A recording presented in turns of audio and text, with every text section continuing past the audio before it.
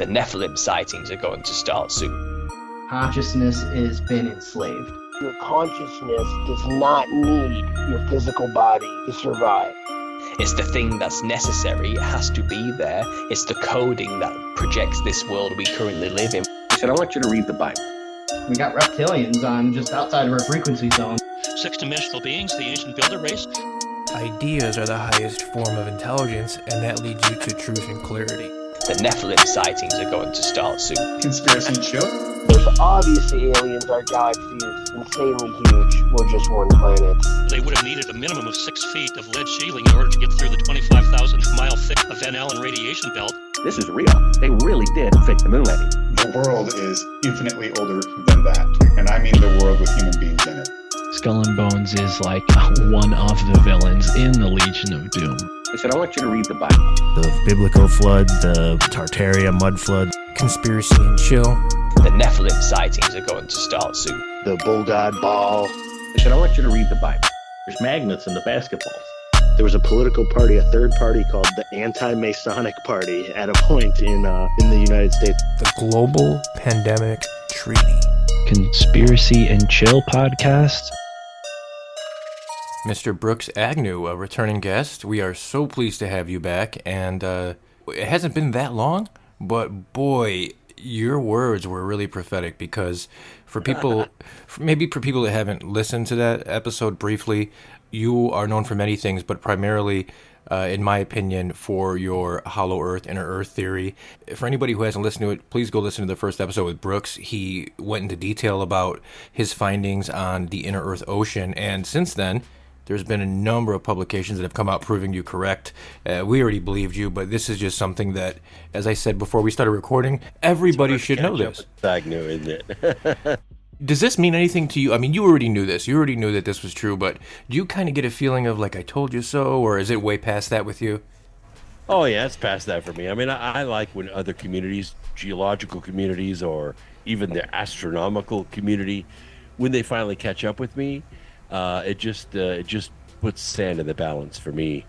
When we're talking about a hypothesis like hollow earth theory or hollow earth design, it really flies in the face of classic planetary core geology. We think we live on a molten ball floating through space, and we live on these tectonic plates that float around like cornflakes in a bowl of milk between the oceans, and we're happy with that. That's in our geology textbooks. That's what geology majors and professors learn and teach right now. But there's a lot of evidence that says that is not exactly accurate. So we're running experiments, not just me, but my friends at JPL and also at Carnegie Science, and Japan is doing some spectrographical measurements of the core of the Earth itself, and they don't talk to each other. They don't send each other emails. They don't know each other's names, but I do. So I'm kind of linking all them together and saying, by the way, your frequency measurements match up with the Diamond Anvil experiments at Carnegie Science. Did you know that? And they go, no, we didn't know that. So bringing all this together seems to add more credulity to the theory that planets might form as hollow spheres.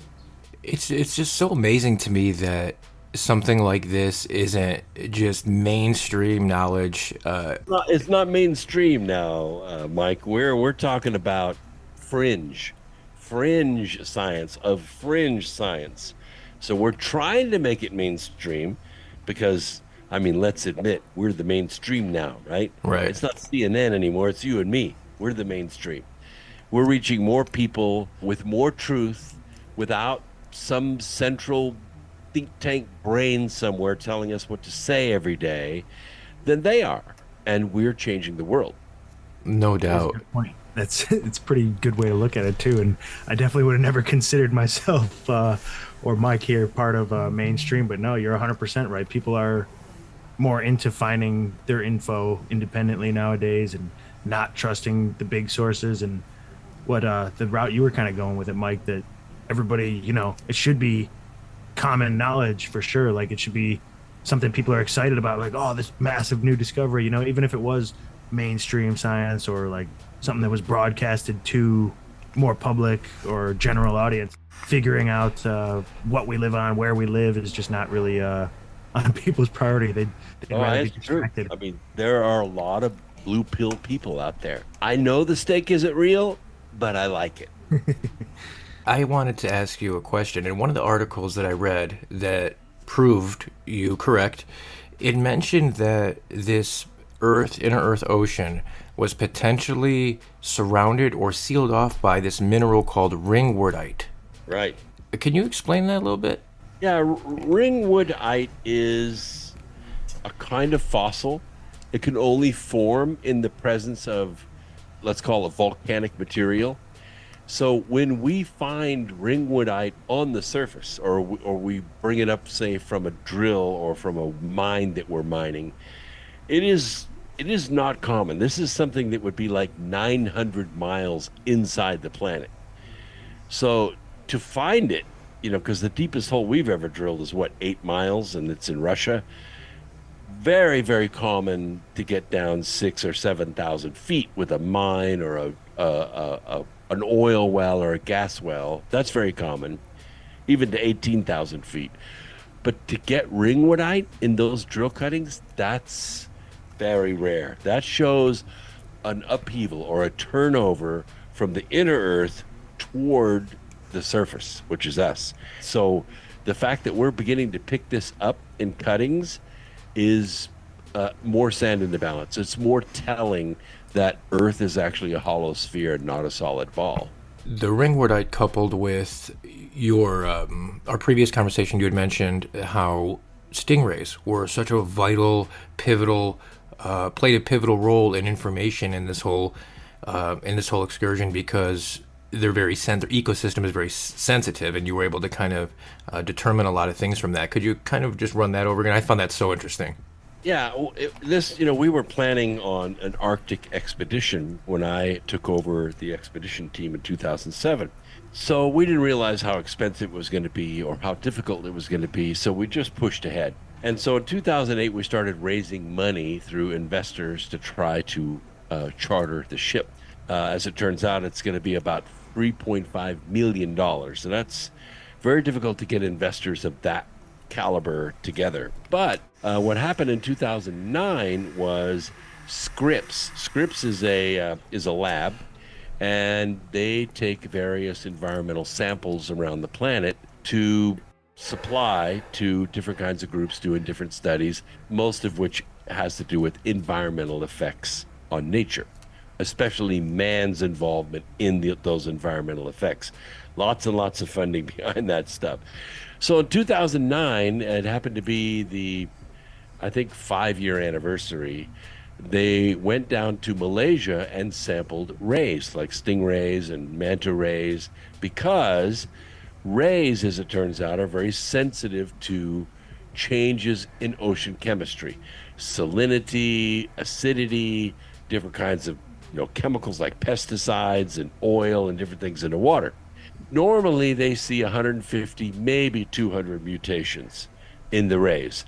And it's interesting, like tree frogs in the Amazon. If something weird goes on in the atmosphere and it rains, some weird acid rain in the Amazon, tree frogs grow 6 legs, and they mutated into different kind of not species, but different kinds of variations of tree frogs.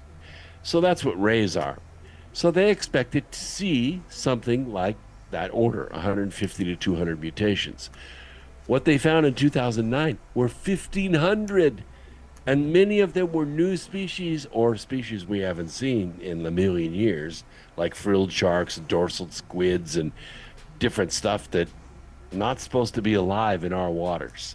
So that kind of pointed back to this 2008 Arctic warming anomaly that we saw, where the wind kind of blew very steady from the west for a long period of time, which creates a lot of stress on the ice. The ocean itself was kind of warm, and so what had happened is it created weakness in the ice shelf itself, and a big piece calved off. We call it calving in Arctic science. And this piece was enormous, like the size of the state of Rhode Island. And what it did is it opened the Northwest Passage to navigation for the first time in, I don't know, maybe 5,000 years. It's no record of it ever being sailed, but it was wide open. So we suspected that there might be an Arctic vent in the floor, which is 4,400 meters deep. Very difficult to get to. No one has ever sailed it. No one's ever seen it from the surface, ever. So we're planning on chartering this Russian nuclear-powered icebreaker from Murmansk Shipping Company in Murmansk, Russia, and take that icebreaker to this location again and see if we can sample the bottom and see if we can get some real-world data that there might be a vent between the two oceans right there, that's maybe where this sea life came from. And then it got into the Gulf Stream and made its way to Malaysia. What would it be that you guys are like looking for to confirm the theory that that's where these things came from? What would be like the very good question gotcha moment? And when our team gets together and we start, and of course I'm a technology designer, I design tools and solutions for the Fortune 100. The challenge is, how do we get to the bottom and get a core sample off the bottom? Well, there are two ways. One is with a submersible, and there is a company that makes a submersible, but it's only capable of going to 1,500 meters. That's as long as the cable is. To modify it to go to 4,400 meters will cost $5 million. I said, that's probably a little out of our budget. Even if we were able to get a grant, we're never going to get enough to make that submersible. So we decided to design what I call the dart. The dart weighs a couple 100 pounds, and you throw it over the side, and it's a dart. It goes straight down to the bottom. When it gets to the bottom, it penetrates a pipe into the silt on the bottom and takes a sample. A bag then inflates with nitrogen, and it floats itself back to the surface. It takes about an hour and 20 minutes for it to get to the bottom, and it takes about 2.5 hours for it to make it to the surface. So obviously we have to make more than one dart if we're going to take multiple samples and make any kind of time at all. We got to get this done in 15 days. So we're dropping darts. They're coming back to the surface. They got a flashing light on. We recover them with a helicopter, bring them back to the ship, take the sample out, recollapse the bag, recharge the nitrogen bottle, and drop it again. That's how we're going to collect the first ever samples from the bottom of the Arctic Ocean in this location. The hypothesis is that if there is a vent, the residue on the bottom of the ocean is going to be very much different than it is anywhere else on the planet. We're going to see different diatoms, different kinds of fossils. The water is going to have a different salinity, a different crystallinity, a different water chemistry, because it's exposed to different radiation than our surface ocean is. If we can collect this data, by the way, we're bringing 6 different universities with us and their science staffs to collect this information. And if the information backs the hypothesis, we've busted this whole thing wide open for the first time in human history. I am so glad that you're a part of this community, Brooks, because you are so well-spoken. We're lucky to have you, brother. I appreciate that very much. If I could sit down with investors, I could show them the business plan and the fact that we have 2 continents, 40 million fans waiting to see this live stream from the ship. Wow. And they will pay to watch that live stream. It's a great business model, but we got to have the investors step up. Yeah, no doubt. It's the only way it's going to happen. No doubt. We can devote just episode after episode just on this subject, but just to kind of move things along, I know at the end, it was just real briefly too, at the end of our first conversation, the Nephilim got brought up. I figured maybe we could talk about that a little bit. Well, I have 12 books in print, and the first 4 books were called The Ark of Millions of Years. I had a co-author who has since passed away, but that's 2,000 pages of nonfiction work that is done examining 44 ancient cultures and their history and their feelings and their science and their architecture about humans' relationship with the planet itself, Earth. And almost to a population, they believed that Earth was a sentient being, that it had a spirit, it had a consciousness of its own. And then when humans were good as a population, Earth released its bounty to them. And when humans were mean or murderous or evil, Earth had an allergic reaction. And there would be an ice age or a tsunami or a hurricane or something, and it would spank the race back down and they have to start over again. But the realization is that in the last 400 years, man has grown too fast. We learned to sail, we learned to fly, we discovered oil and nuclear power, and we're visiting other planets, and Earth just can't keep up with us. So now there are 8 billion of us on the planet, which is a very, very powerful consciousness signal. And it is having a symbiotic relationship with Earth spirit itself, except the Earth can't decide whether to destroy us or whether to release its bounty to us, because about half of us are wicked and half of us are good. And in this study, by the way, I wrote the Birth Trilogy about this, and it is a bestseller. We're trying to get it into TV right now, so we're negotiating with Amazon for that. But the bottom line is this. As we examined history, we realized that, except for the last 400 years, the population of mankind's not really been that dense on the Earth. There's plenty of buffalo, plenty of fish, plenty of land, and yet, even when we go back to the Native Americans, we've been fighting each other. We've been riding hundreds of miles across the frozen tundra to destroy each other, to wipe each other out. And that question came up, why? Why are we doing that? And when we got into these 44 ancient cultures, what we realized is their gods were telling them to do it. They were telling them, you got to go wipe this population out and take their land. You got to go destroy the Lakotas or the Blackfoot or the Cherokee or the Arapaho. You got to destroy them. And they did it. They just followed what their gods were telling them. So we said, okay, who are the gods? Who's doing this? Obviously, they're advanced beings that live here on this planet. Maybe they fly around on UFOs, I don't know. But they're visiting these people and teaching them. We watched a documentary on a temple that was built in Mexico. And to commemorate the finishing of this temple, 84,000 people were sacrificed in 3 days. Unbelievable. I mean, that's a person every 6 seconds, 24 hours a day for 3 days. It's crazy. And why? Why did they do that? Why did they build this building and then commemorate it with so much death? It's because there are advanced beings on this planet. I maintain they're the Nephilim that are teaching man, giving them this technology, making promises to them, supernatural promises, in exchange for death, in exchange for us fighting each other. It's why the world is where it is right now.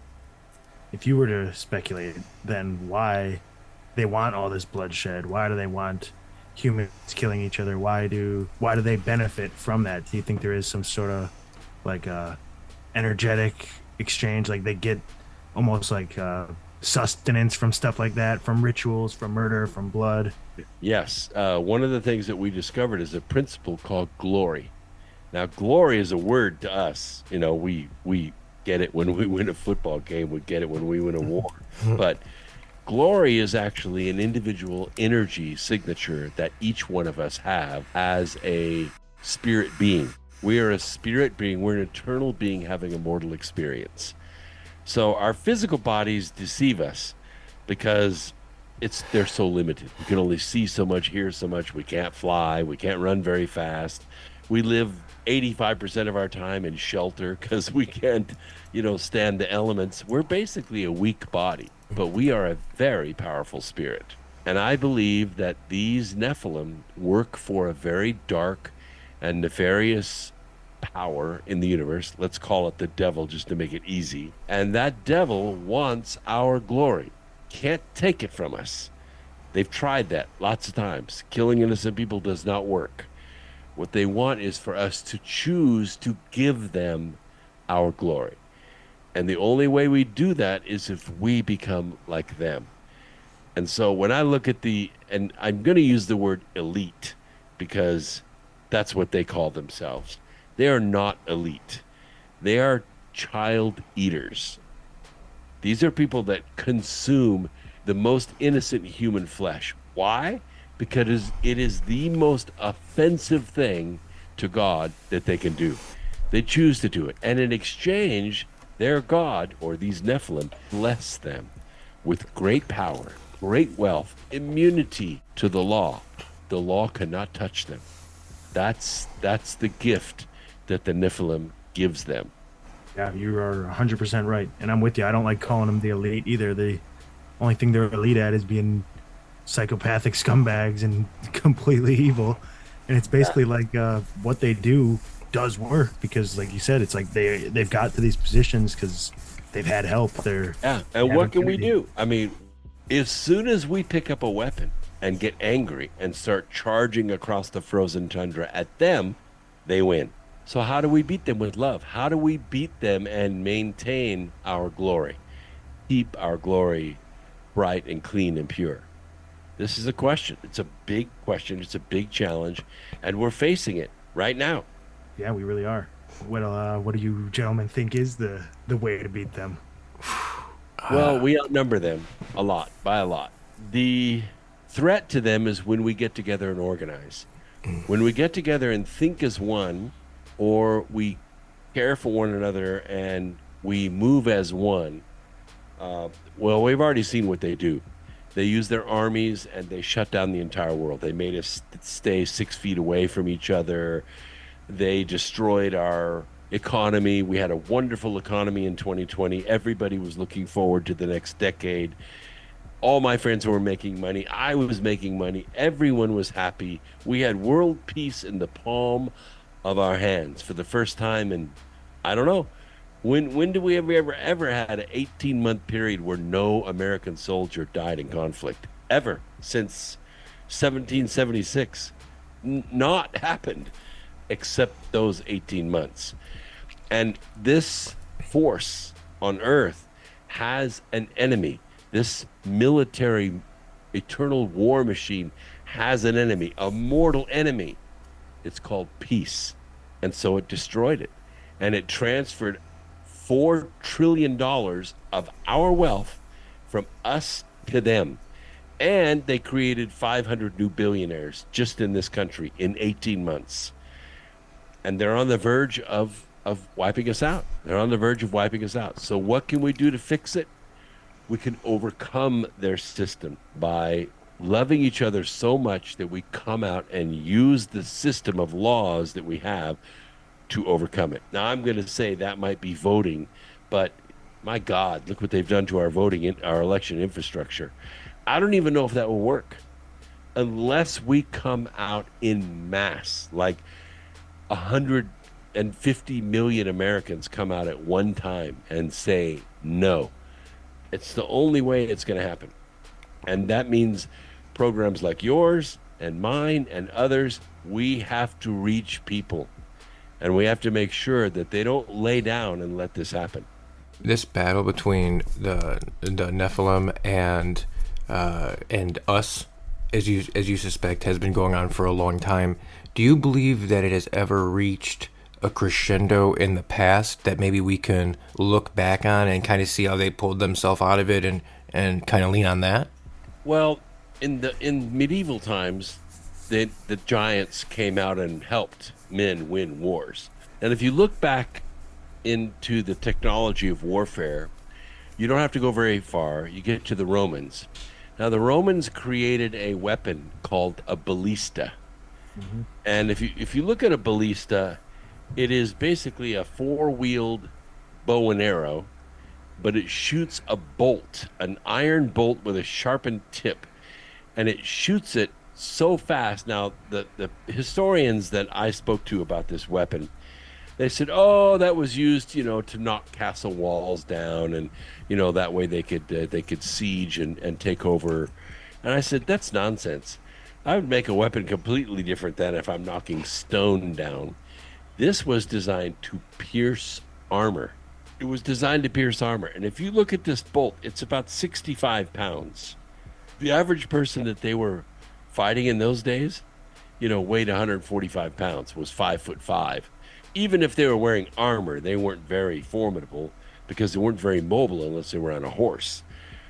No, this bolt was made to pierce the armor of a giant. It was made to fight a beast that was so strong, so powerful, and so fast that Roman soldiers, as well trained as they were useless against it. It could swing a sword or a hammer or something like that and just wipe Romans out of the way.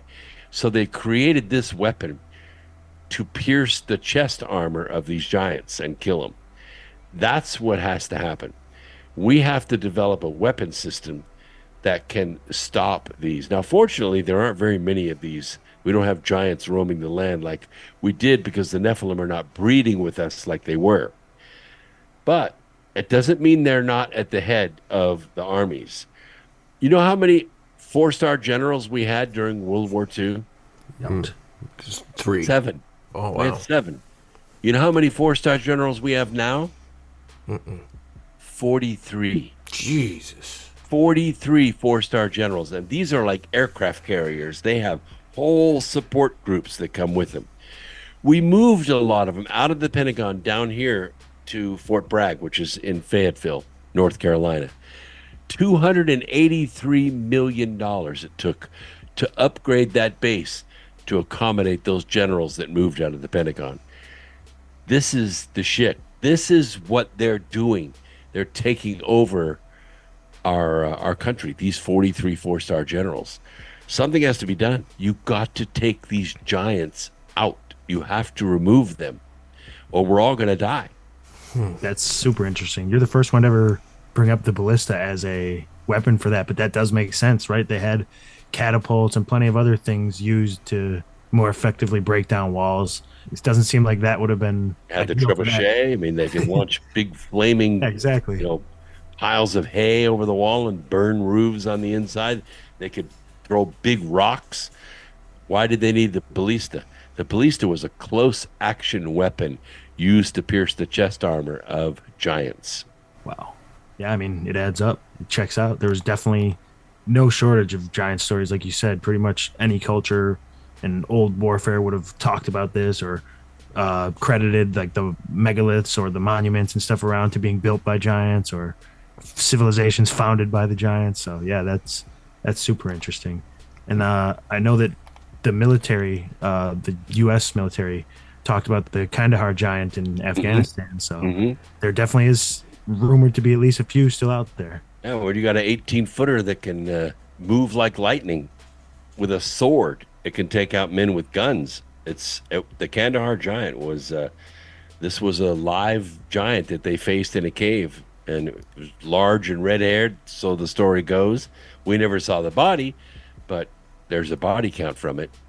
And we also never seen the body. There's story after story of giants being found in the States, and then and then what's it called coming through? It's escaping Smithsonian. me. Yeah, the Smithsonian coming through, and nothing was found. What's up? Well, nothing was shown to the public, and now we have, and this is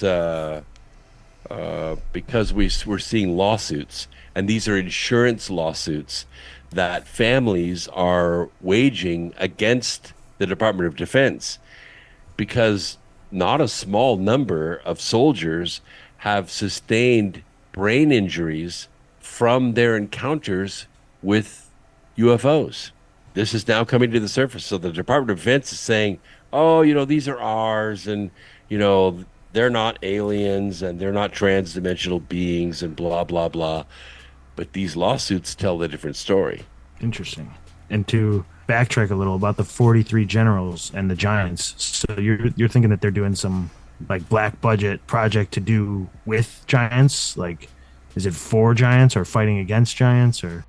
No, I think they're taking orders from the Nephilim. Ooh, yeah. I think world leaders, Russians, Vatican, our own executives, not Trump, but Obama, others, Kerry, they're going to meet with the Nephilim where they are. And I think they're in 2 places. I maintain that one is in Colorado, in the fortress that's in the Colorado Mountains in Colorado Springs.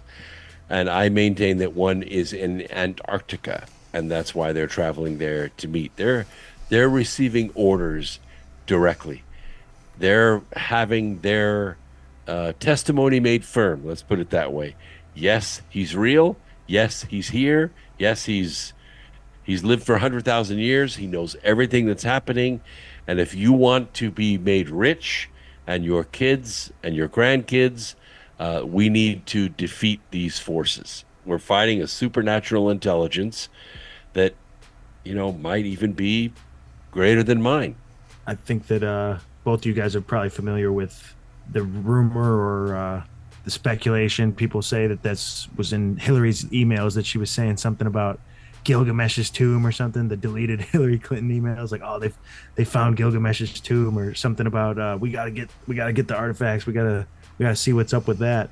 I think that the global elite's interest in anything to do with giants and stuff like that, like, people think that the reason we went to the Iraq war was because Saddam was becoming on some trippy thoughts, that he thought he was the reincarnation of Nebuchadnezzar, or he was finding some ancient artifact. There was a Stargate, right? That's what some people thought, that there was a Stargate or ancient technology or a giant's body or something that was in Iraq, and that was one of the main reasons that we wanted to go there. And we sacked their museum, was one of the first things that we did, stole a bunch of ancient artifacts, but left behind the replicas. So it was like a very well-informed mission, that they didn't just loot it. They knew exactly what they were going there for.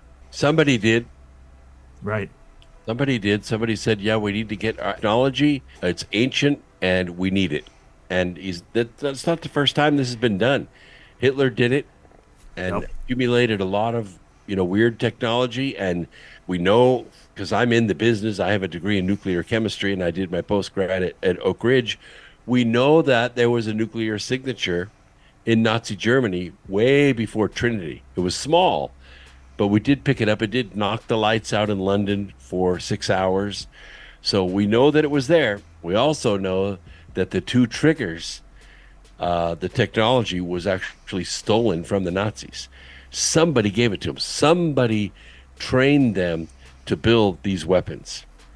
And that's why we had to move so quickly. And we stole that technology, and then we used it ourselves. Right. A lot of people, they tend to think whatever type of route the conspiracy tends to, lead back to Nazis in all types of different ways, whether it's UFOs or the Antarctica, the Hollow Earth, this type of stuff. But like, some people ignore how deeply into the occult they were. Like, they were just as psychotic as everyone else, if not more. And before them, it was the Vatican. Yeah, exactly. The Vatican was all powerful, sent their armies in to kill everybody and take the technology. And sometimes the technology was in the form of manuscripts. They just killed everybody and they took the manuscripts, and the world's never seen them. They've kept them secret to themselves. Man, I wonder what's actually down there in those archives. Oh my gosh. Do you have an opinion on the Stargate that supposedly was there? No, not really. I think that subspace travel is possible. I think that it's impossible to jump into a can of any mortal making, any third dimensional making, and travel across the stars to another star system. That's just not possible. Unless you're willing to develop an asteroid into a ship and put a population on it and move it across space, and that's going to move very slowly. It's still going to take thousands of years to get from one star to another. Not practical. There has to be a subspace way of folding space and moving through these intense gravity lenses from one place to another. It's not very easy because there's no alien invasion force folding space and coming here. If there are aliens here, they have to be very careful, because if they poke their head out, we have something on this planet that protects us. And War of the Worlds kind of alluded to it, but we humans walk through a literal sea of viruses. Our genetics are a wrecking yard of human beings' encounters with viruses over hundreds of thousands of years. Any being that comes to this planet that's not genetically prepared for that onslaught is not going to survive. That's interesting. I never really thought about it much past the War of the Worlds, like you said. But yeah, that's it's pretty astonishing. And you mentioned just a little bit ago about the Colorado Springs being home to a base. We live in Chicago, and we just drove to Las Vegas and back. And part of that trip is right through the mountains. And I remember thinking, you could hide 1,000 high schools, boom, right there, and it would take forever to find it. You never find it. So a base that is hidden well, good luck. We know about Cheyenne Mountain. There's plenty of movies, plenty of pictures, but there's lots more. People don't even know what Site R is. Site R was built in the 40s with an intense national budget. It's 5 buildings. It's a city underground on the Pennsylvania border. It's actually close to Camp David, 6.8 miles or something from Camp David. I mention it in the Birth Trilogy and again in Charm of Favor, and in my sequel, which I'm writing right now. It's going to come out this summer, to Charm of Favor. We cover Site R in great detail. You learn all about it. And as far as the giants possibly being in Colorado Springs, what draws you to that conclusion? I don't think it's giants. I think it's actually a Nephilim. I think a Nephilim is in Cheyenne Mountain. It doesn't come out. It's sequestered, but it runs pretty much everything from there. Interesting. Has there ever been some sort of sighting there, or evidence, or maybe some anybody that's ever seen the Nephilim is not going to talk not about around. Yeah, I wonder, do you think the elites like meet face to face with these beings sometimes, or like these generals, like the higher when they ups? get high enough, the first thing that you call them, the elites, I call them the child eaters. The first thing they have to do is they have to initiate. Right. They have to follow the path. And the deeper you go, the more you kill, the more heinous demonstration of lack of respect for human life you demonstrate, the more you qualify for. Right. Nephilim doesn't meet with just anybody. Of course. And I think a lot of people would subscribe to the idea, like the highest levels of occult secret societies is, like summoning or seances or something, like getting in contact with dark forces or otherworldly beings. And it's not much more of a stretch than to imagine that they are meeting with some like very powerful, more physical type of being. It's almost even scarier in a way. Well, I mean, it does take a lot of power because, if you go back and just read Genesis, which is kind of antiseptic, but by the time you get out of Genesis 6, you're introduced to 5 races of beings, none of whom are from Earth. That's pretty much proof that off-worlders have been big time involved in the development of the human race on this earth. But it's the discussion between God and Lucifer that is the most interesting. Because Lucifer does what he does with Eve, and there's all kinds of speculation as to what that could be. Maybe that's how Cain got here. But after all that's done, God has a confrontation with Lucifer. He doesn't destroy him. Maybe he can't. He has a discussion with Lucifer. And Lucifer says, well, so you're going to curse me for what I've done. That's fine. I'm perfectly willing to accept that curse. I'm on earth and you're not.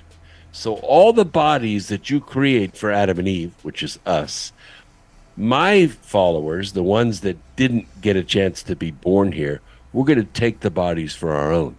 How about that? And God says something very interesting, kind of goes right by everybody. He says, no, I'm going to put enmity between you and the seed of the woman. And so they will have power to crush your head. You'll have power to bruise their heel. That enmity was evidently some special genetic protection that prevents demons from just taking over human bodies. And so Lucifer says, okay, I'll take the enmity that you've done, and I will, with armies, I will dominate this planet, and I'll rule everything from here. And that's when God kicks Lucifer out of the garden. And then he gives special instructions to Adam and Eve as to how to proceed from here. So this enmity is what protects us. Lucifer can't just step in and take our body against our will. We have to give it to him. We have to step aside and let their demons step in and have their way. That's the power, that's the battle that we're seeing right now. What we're seeing happen in our universities, it's not spontaneous. It was planned months ago. All those flags, those t-shirts, those rags that these kids are wearing, they were all manufactured last year. This is all planned. Everything that you see unfolding right now is designed to sway us away from the 2024 election, because they know what we want. We want our country back, and they don't know what we're willing to do to get it back. But right now, we're within the confines of the law. We're within the confines of the Constitution, which is a very powerful document that was designed and built, I think, by divine influence, not for us. It was designed to limit government. Everything in that document is designed to limit government. Well, I got to ask you guys, Mike and Tom, Mike and Tom, is there any limit to what the government's doing right now? Mm-hmm. They're able to do whatever the hell they want right now. Mm-hmm. So we want to put the Constitution back in power, and we want to limit what government does. This is the war between now and November. Oh, for sure. And I'm sure we're going to see some crazy things unfold. We already are. Yeah. We're not even halfway through the year yet, and we've got no shortage of things that we could ramble on about. I was going to say it's very clear, like what you said, that if we can't necessarily be, taken over by demons, if you will, we have to give ourselves to them. Yep. Look how many, vices or things and distractions and just, things, lifestyles that are pushed on us to kind of open us up to that type of shit. And it's just constant, like a battle for our soul. It's a little bit at a time, and before too long, you're taking the big step. Yeah. You're taking the big step, and you're taking someone's life. These terrorists are being trained right now in our universities. They didn't think this crap up yesterday. They've been taught it for years while they were there. I know how to fix it, but I would fix it with a simple brass plaque in the dining hall. And it would basically say, if you leave class or cause somebody else to leave class, and you join a protest and you say death to anybody, not only will you immediately be expelled, but your entire transcript will be erased. It will be as though you never were here. Yeah, you got to do something, because you said it's been a plan, and I would say for at least the last decade, these universities have been running rampant. It's my daughter, she's graduating high school this year, and it terrifies me because I want her to do what she wants to do. I don't want to be that person that, but at the same time, I would be lying if I told you I wasn't worried about what school she chooses based on their ideology that they're trying to push on her, Yeah, I got 6 grandchildren. I'm telling you, we're leaning heavily toward homeschooling. I feel like that's one of the only other ways to fight this too, is to get out of the brainwash, get the kids out of it. Yeah, get out of the river. Yeah, you're exactly right. You have a SpaceX hat on, so I do. Can I ask you, are you a flat earther? Do you believe the earth is flat? I am not a flat earther, but we explore everything here. I will just say this: nothing in the universe is flat, not even time. Everything is revolving. Even our existence, even our light revolves in the universe. Even on a particle level, if you look at atoms and stuff, like that's what I tend to look back to, because I wouldn't say I'm a flat earther either, but I have a lot of mistrust of the people who have given us a lot of our knowledge about space. So I wouldn't be surprised if they were lying about it. But then, I come back to kind of what you just said. Like, you look at particles, everything's orbiting around each other, electrons and protons. And I grew up in the space community. My dad was a NASA engineer. I was one of those kids that was taken into the universities and studied. I didn't miss any math questions from the 4th grade to the 8th grade, so I was interviewed by the newspaper in the 8th grade, and they asked me what I wanted to be when I grew up, and I told them Without hesitation, I want to be an asteroid miner. It blew them away. We hadn't been to the moon yet. So I've been in the space industry and a space enthusiast my entire life. I dreamed for the day when private industry would step onto the moon for the first time and take it all away from governments. And it happened. That's why I'm wearing a SpaceX hat. Private industry took space away from governments. Their whole Artemis plan, their whole Gateway project, it isn't even in their hands anymore. The gold rush is on. We're putting so many rovers so fast. The last one was Intuitive Machines. Intuitive Machines, a little company with 18 employees. They built a rover. SpaceX launched it. It made its way to the moon, landed, and fell over. Lots of people trying to do it.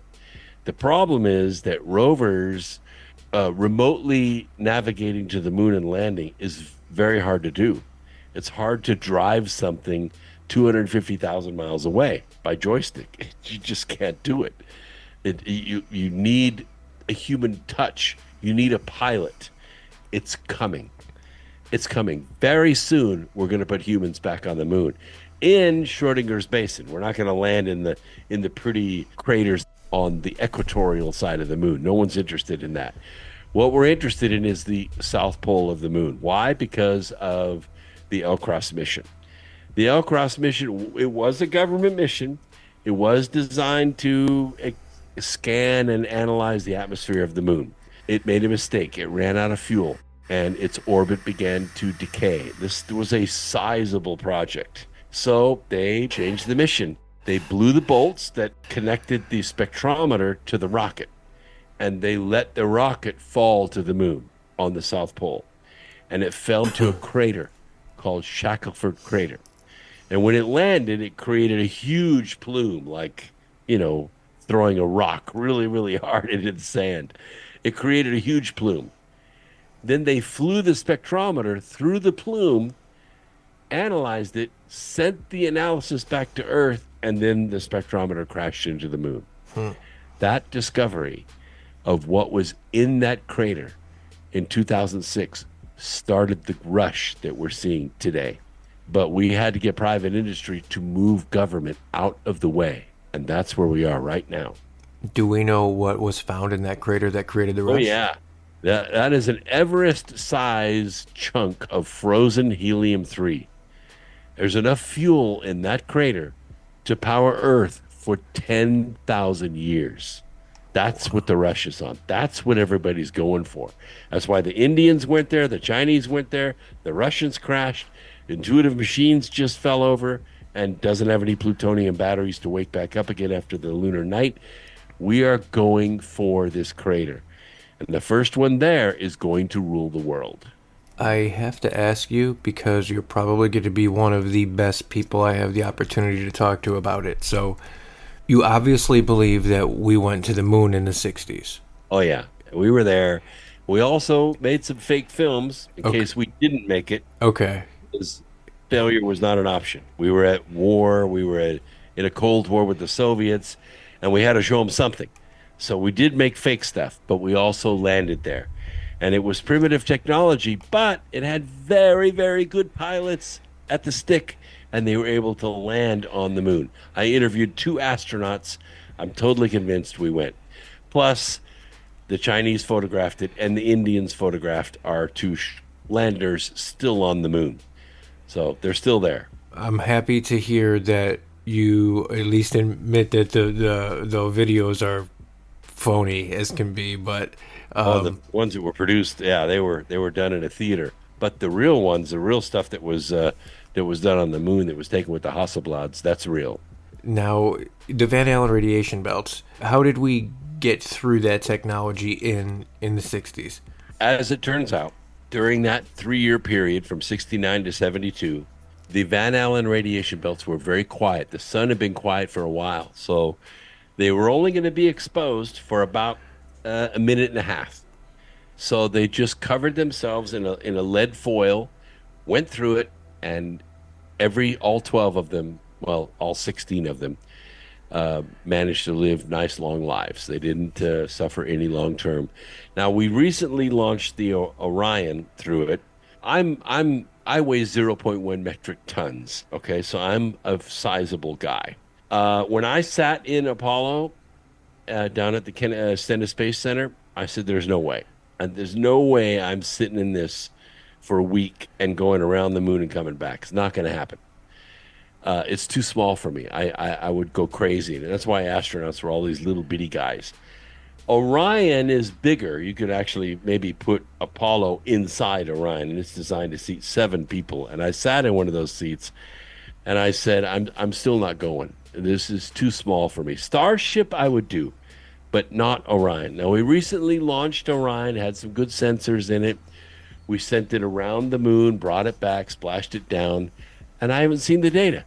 I haven't seen what the radiation levels were inside of that capsule. But I promise you, the people I know what that data is. And I think that Starship can make it. I think Starship can make it to the moon and back. And I told the team, here's the deal. You can launch it. You can get to near Earth orbit. You're going to make your mistakes. And Elon loves to make mistakes because he learns so much from them. He actually says, we don't learn anything from success. I mean, yeah, we make money, we raise money, everything's great. You know, we do reusable rockets and all that, but we learn a lot more from failure. So they've learned a lot the last 2 launches of Starship. And I said, what we need to do is we need to go around the Earth a couple times, bring Starship back and land it. And you need to do it 5 times before you put a person in it.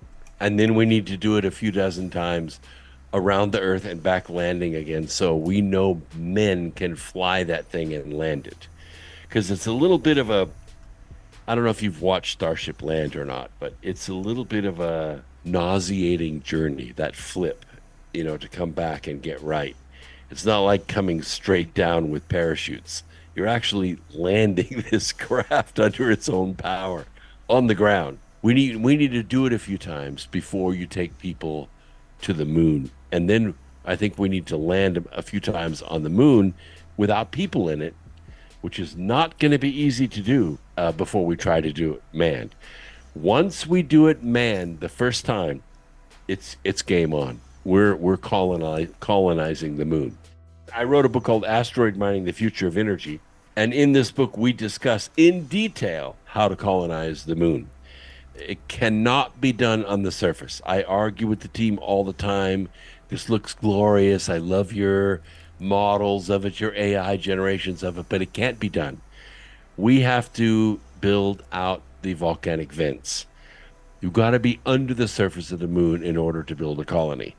And then we use your 3D printers, which Penn State did some great work with the 3D printers. We use the 3D printers to seal up the opening.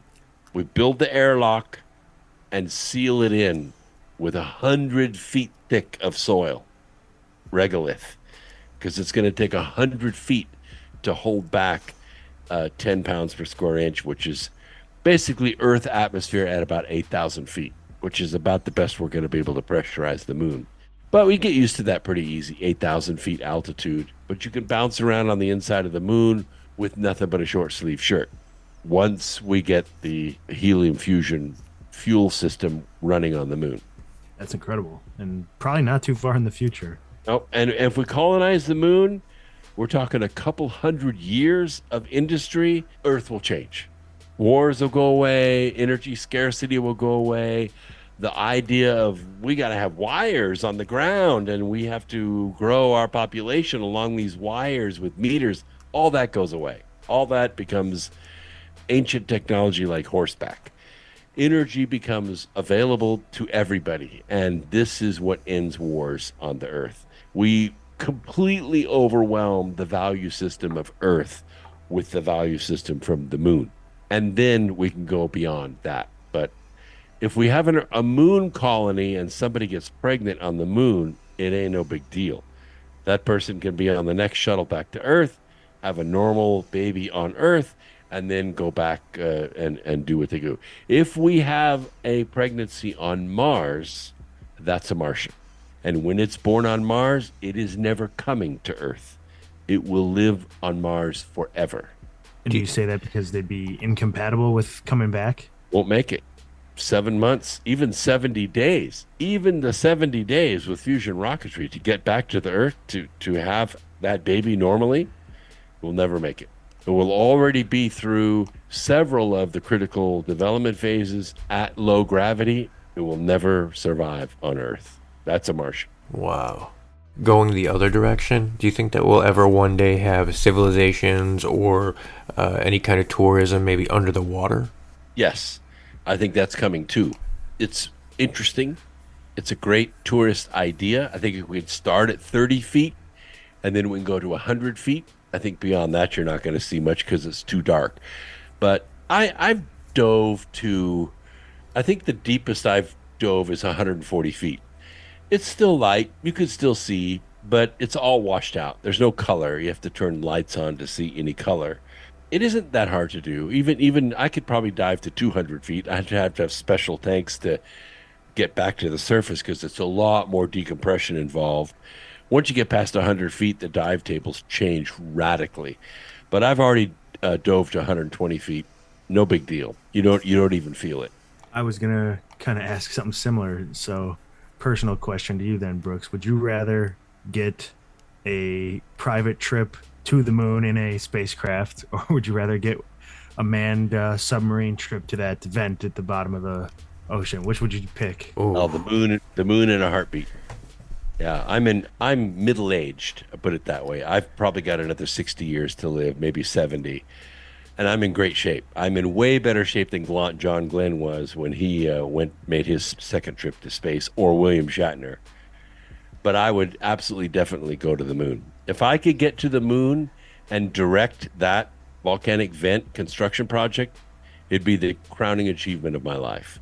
Yeah, that'd be one of the crowning achievements of human history, I would say. It would change the world. It would end wars and change human civilization forever. So long as the Nephilim bastards don't try to stop it.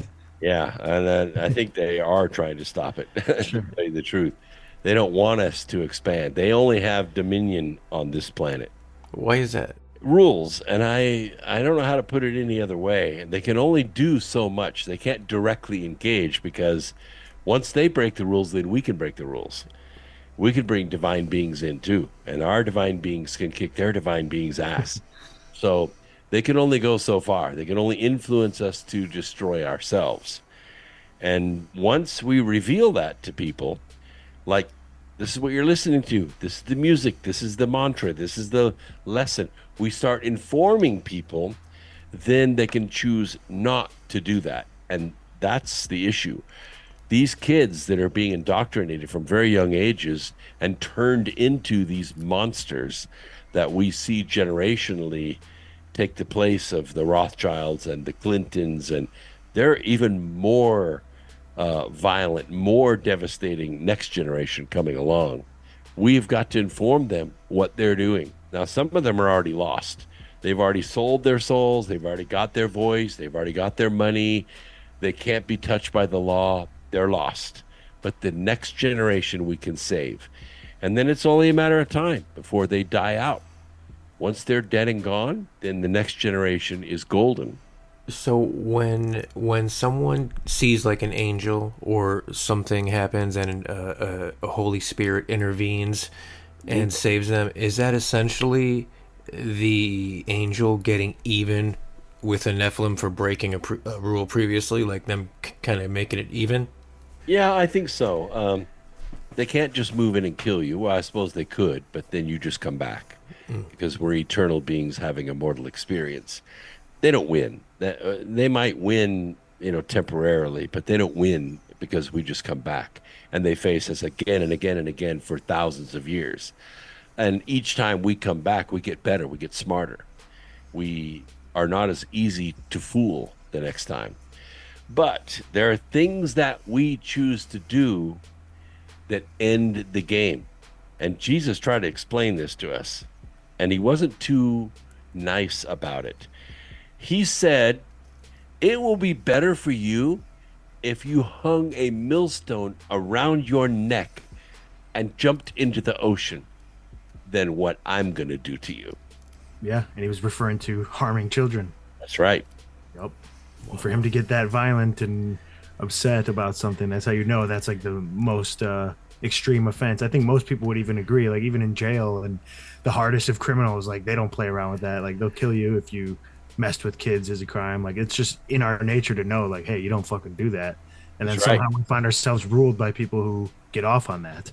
Yes, they do. In fact, they have to do it because it's part of the covenant that they make. Right. So they have to do it for the rest of their lives. They have to feed themselves off the death of infants. And when we cut their supply off, oh, they wither for our very eyes. Oh, yeah. And I feel like a lot of, well, obviously there's a lot of conspiracies related to the whole pandemic thing. And it was a whole like all-encompassing thing around the globe. But I feel like a lot of that was because maybe people were kind of getting on to the trail of the human trafficking and the Pizzagate stuff and all that it was kind of being brought to light a little bit, and they had to bring everything to a stop so they don't get that was part of it. Yeah, I mean, part of it was that they lost the keys to the kingdom. I mean, they thought Hillary Clinton was going to win. I thought Hillary Clinton was going to win. Everybody thought it, and when she didn't, it was like, holy shit, the keys are now in somebody else's hands. And the only way to defeat him was to smash the Trump economy. And the only way to do that was to use the flu as a ruse to shut the whole world down. It wasn't the flu. I mean, it was just an ordinary flu. It was bad, but it wasn't, wiping the whole earth out. It was designed to give them an excuse to shut the planet down. That was their goal. That's what they had to do to win. Yeah, I think they really overplayed their hand with everything they did recently. It just seems like a desperation tactic from them. Yeah, but, we'll do it again. I see people to this day. I just got back from a book signing tour in California. I saw people in California still wearing masks. Oh, man. Holy shit. Running around shopping and stuff, riding a bicycle with a mask on. And that person's first in line. If we do it again, that person's first in line. And there are others that will just line up right beside them. They're ready to go again. They did not learn their lesson. Las Vegas, everybody's wearing masks out there too. I was very surprised. Very surprised. Crazy. Well, I'll be in California next week. I guess I'll see for myself. All you really need is ivermectin and hydroxychloroquine, and you can protect yourself against anything they can throw at us. Mm-hmm. And they did their best to demonize that, didn't they? Yeah, but fortunately, there are people like me that make it available on our website. So if you want it, you can get it. That is very good to know. That is very good to know. You are a legend, Brooks. We are so grateful to have you back here. Where can everybody find that on your website and everything else you have going on? Oh, if you go to brooksagnew.com, right on the front, there's a button that says Ivan and Roxy. That's my code words. Ivan and Roxy with no prescription. Click that button. You're one click away from having it in your medicine cabinet at cost. I don't make any money on it. My mission is to save lives. Amazing. And what else is new from the last time we talked, besides your hypothesis being proven correct, basically? Well, I have for almost 30 years, was very close to 30 years, consulted with the Fortune 100 as a master engineer. So they get to a point where they don't know how to manufacture something, or they're going to launch a new product and they don't know how to get it launched. Then they call me. I retired from that full-time in June of last year. So I have redirected my professional efforts toward my construction company. So we're now building houses in Hickory, North Carolina. I love building. It helps me keep my girlish figure. For one thing, I can look just like Tom. But it also helps the economy, and it helps my family, and it keeps me active. So that's what I'm doing. I'm building houses, and I'm also writing. So I'm finishing my 13th book, which is called Glance of Angels, and it is the sequel to Charm of Favor. And everybody can find that on your website as well. Oh yeah, just go to my store. You see all my books. And by the way, if you buy any book from me or from Amazon, I will give you the audio version of it for free. So if you're not a great reader, don't worry about it. I read the book for you. And if you just want the audiobooks, you can listen to all of them pretty cheap. Like if you go to Audible, it's going to cost you like $21.95 for one of my audiobooks. But you can get the same book at the same quality from my website for $6. So make your choice. And they're all narrated by you, correct? Yes. I can't afford a professional, so yes. I think you are a professional, sir. You got the voice for radio. You've been a host. You're a podcaster. No one better to do it than you. I was going to say the same thing. I'm glad you read the books. That makes a big difference. Yeah, the passion is in the books for sure. No one knows those words better than you. You wrote them, right? And don't forget, we're doing live events around the country. Go to the website, look at the upcoming events. Come and meet me in person. I'm going to be in Vegas in October. Going to be in Spruce Pine in June in North Carolina. Going to be in Shasta in July. So come and see me personally. Let's meet. We'd love to see you here in Chicago. Find a venue, invite me. I'll come. No problem. All right, Brooks Agnew. Second time we had him on the show. He never disappoints. Well, never twice. He hasn't disappointed us twice. And his predictions came true. Well, not really predictions, but what he told us about the first time around ended up becoming somewhat mainstream article. Yeah, it was in a lot of different mainstream articles, which just, that's fucking awesome. He is really a nice guy. He's really smart too, man. And he knows a lot about the Nephilim, and his knowledge on the Nephilim is kind of surprising now. He thinks that there is one in Colorado Springs, I believe he said during the podcast there. I don't know. I don't know if there is, but I'll tell you what, if there is, we'll never find him. Those fucking mountains, dude, forget about it. It's trippy, and I try to use our conversations that we've had with some of our very smart and accomplished academic guests to try and show people when they confidently say some crazy shit like there's a Nephilim at Colorado or whatever else, but the dude is like a genius, so it lends more credibility than maybe you or me just saying some shit like that. Yeah, the only thing where I take a stand and I'm like, I don't know, Brooks, and you could kind of hear it in him, is when we talk about the moon landing. And yes, of course, I don't believe we went to the moon, and he does, but if you listened closely to what he was saying, he was like a kid in a candy store talking about space. That's his jam. And I'm not knocking him. He's awesome. But when you asked him, would you rather go to the moon, to space, or to the ocean? Well, he said in a heartbeat, he would go to space. So ever since he was a kid, he even said he's been all about space. And I think there's a little bit of cognizant dissonance there when we're talking about the moon landing. Because when the Van Allen belt was brought up, he was like, oh yeah, well, they were only in it for a few seconds, and they wrapped themselves in thin foil, and it's like, I don't think that's true. So that's the only area where I'm like, I don't know. But other than that, yeah, I pretty much agree with everything that he was saying. The bias is that, I guess, conspiracy theorists or alternative thinkers will subscribe to, and it's an interesting worldview. All the different theories and how they blend and what you do believe and don't believe. Mm-hmm. Yeah. Do you think that he's gonna get financing for that show? For the one where they go to the Arctic to try to get that core sample from the ocean vent floor? I hope so. Me too. As long as it's not going to disrupt the status quo. Yeah, I don't know, man. That would be freaking awesome. I think even if he didn't get like a traditional network deal or even a streaming deal with Peacock or Netflix, I think people would even pay for that, for like a 24-hour live stream. People would pay $8, $9, $10 a month for that. I fucking probably would, and I'm broke. No, he's right. He's right with that. Yeah, he is a very prolific author. He's got the voice for radio, too. Yeah, he's a good guy. Brooks is a good guy. Let us know what you guys thought of Brooks. Hit us up with some recommendations for other guests. Sawbuck Mike, Headhunter Higgins, the YouTube channel. Two Truth Seekers. Yeah, keep it up, guys. Appreciate all our listeners. Like, follow, subscribe. As Mr. Headhunter Higgins said, whatever platform you're listening to us on, give us a 5-star review. If you want to help us out financially, you could do that for as little as $3 a month. And, like, share, subscribe, do all that. And stay away from pedophiles.